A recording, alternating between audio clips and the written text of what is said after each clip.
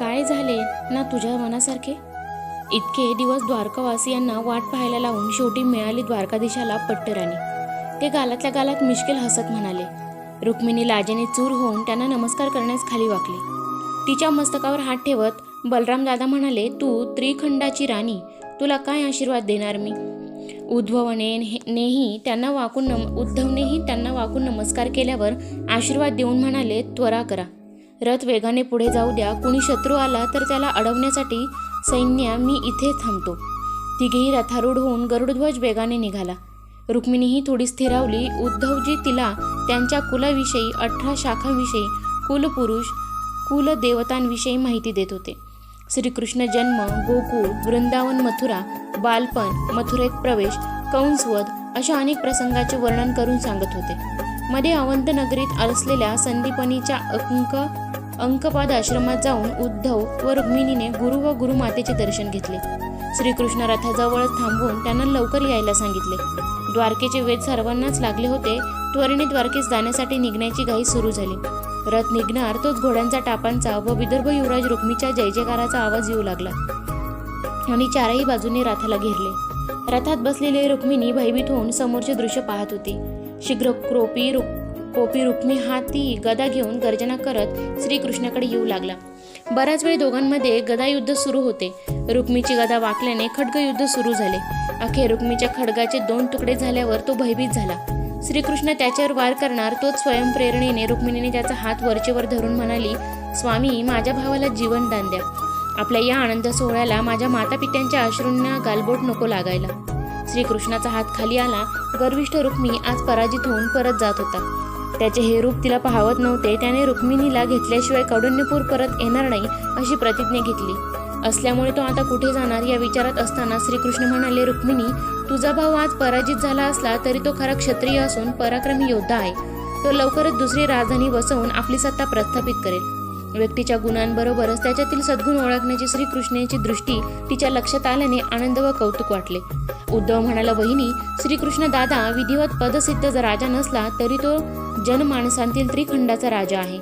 पर्यायाने तू महाराणी आहेस। आता तिलाही द्वारकेचे वेध लागले होते। समुद्र, रत्नाकर, अर्णव, आरव अशा कितीतरी नावांनी ओळखल्या जाणाऱ्या जलाधींबद्दल आतापर्यंत तिने फक्त ऐकले होते। आता तर समुद्रातच असलेल्या सुवर्ण नगरीत कायमच राहायला मिळणार।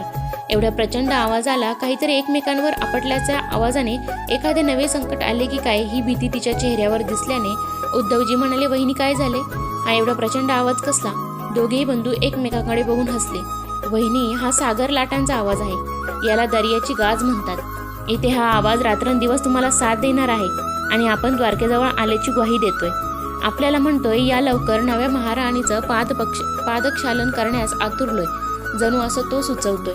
थोड्या वेळाने सागर लाटांबरोबरच लोकांनी श्रीकृष्ण, उद्धव व बलराम दादांच्या नावाचा जयघोष ऐकू येऊ लागला। ज्या नगरीची कीर्ती त्रिखंडात दुमदुमत होती ती सुवर्ण नगरी आता तिची झाली होती। शुद्धाक्ष महाद्वार, डोळे दिपवणारे सोन्याचे लखलखणारे सुवर्णद्वार बघून ती स्मितच झाली। तिथे प्रचंड जनसमुदाय त्यांच्या स्वागतासाठी जमला होता। आता ती केवळ श्रीकृष्णाची पत्नी किंवा उद्धवजींची वहिनी नव्हती, तर यादव कुलाची नववधू होती। पृथ्वीवरच्या हृदय सम्राटाची सम्राज्ञी व विदर्भ राजाची राजकन्या होती आणि दोन्हीही कुळांची कीर्ती वृद्धिंगत करण्याची जबाबदारी तिच्यावर होती। जयघोषाने वातावरण भरून गेले होते। तिचा ऊर अभिमानाने भरून आला। श्रीकृष्णाची राणी होण्याचे रुक्मिणीचे स्वप्न साकार झाल्यामुळे ती तृप्त समाधानी होती। नौकेत सजलेल्या आसनावर दोघेही बसले। ती सागराच्या विशाल रूप व सृष्टी सौंदर्याने हाळत असतानाच नौका महाद्वाराजवळ पोहोचली। महाद्वारातच जलाने भरलेले सुवर्ण कलश घेऊन 5 सुहासिनी उभ्या होत्या। त्यांच्या मागे रेवतीताई, बलराम दादा व उद्धव भाऊजी आधी लवकर जाऊन स्वागतासाठी हसत मुखाने उभे होते। त्यांच्या मागे 2 तपसावी आणि इतर ज्येष्ठ मंडळी व त्यांच्यामध्ये महाराज वसुदेव व देवकी माता, रोहिणी माता असाव्यात। अन्य सामंत मंडळी त्यांच्या मनाप्रमाणे उभी होती। महाद्वाराच्या पायऱ्या चढून वर आल्यावर रेवतीताईंनी दोघांना औक्षण केले। त्यावेळी गवाक्षातून पुष्पवृष्टी होत होती। मंगलवाद्यांच्या ध्वनीने सर्व परिसर मंगलमय झाला होता। श्रीकृष्णाने सर्वांचा परिचय करून दिल्यावर रुक्मिणीने सर्वांचे पदस्पर्श करून वंदन केले। देवकी माता म्हणाल्या, तू आमची सून नसून मुलगीच आहेस। म्हटल्यावर तिला मातेच्या तीव्रतेने आठवण झाली व नकळत ती देवकी मातेच्या कुशीत शिरली। त्या रेवतीला म्हणाल्या, युवराज्ञी ही दीर्घ प्रवासाने थकली असेल, हिला विश्रामगृहात घेऊन जा। उद्या विवाहाचा मंगलविधी संपन्न होईल. विश्राम कक्षेतील मौशय्येवर असीम तृप्तीने निद्रा देवीच्या कुशीत कधी शिरली कळलेच नाही. दुसऱ्या दिवशी मंगलवाद्यांच्या मधुर स्वरांनी तिला जाग आली. आज त्यांच्या थाटात विवाह संपन्न होणार होता. ते इथे पोचण्याआधीच विवाहाची संपूर्ण सज्जता झाली होती. देशोदेशीचे सम्राट प्रतिनिधींसह अमूल्य उपहार घेऊन हजर झाले होते. संपूर्ण द्वारका नगरी गुढ्या तोरण लावून सजली होती. सर्वांच्या आनंदाला नुसते उधाण आले होते. ती विचारात मग्न असतानाच काही स्त्रियांसह रेवती आल्या व म्हणाल्या, चल लवकर, मुहूर्ताच्या वेळेपर्यंत साऱ्या विधी उरकायचे आहेत. मंगलविधी सुरू होतो. सुवासिक जलाने सुस्नान झाल्यावर बहुमूल्य वस्त्रालंकारने सजल्यावर तिने स्वतःला आरशात बघितल्यावर तिलाच ती वेगळी वाटत होती. आता ती प्रत्यक्ष श्रीकृष्णाची स्वामिनी होती. कृष्ण कोणत्याही पदाचे अधिकारी नसून सुद्धा सर्वेसर्वा होते. तेच स्थान तिलाही जनमानसात व राजकुलात निर्माण करायचे होते. सर्व विवाह विधी थाटात संपन्न झाले. सप्तपदीच्या प्रत्येक पावलागणिक ती मानाने पतीच्या मनाजवळ जात होती. 7व्या पावलाने तर ती पूर्ण समर्पित झाली.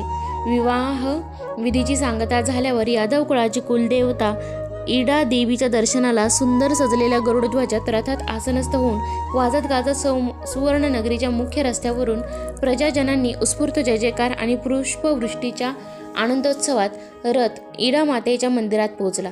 तेथील सौंदर्यावर दृष्टी ठरत नव्हती, पण रुक्मिणीला ओढ लागली होती आदी मातेच्या दर्शनाची, डोळे भरून पाहण्याची, मनोमन तिचे आशीर्वाद मागण्याची.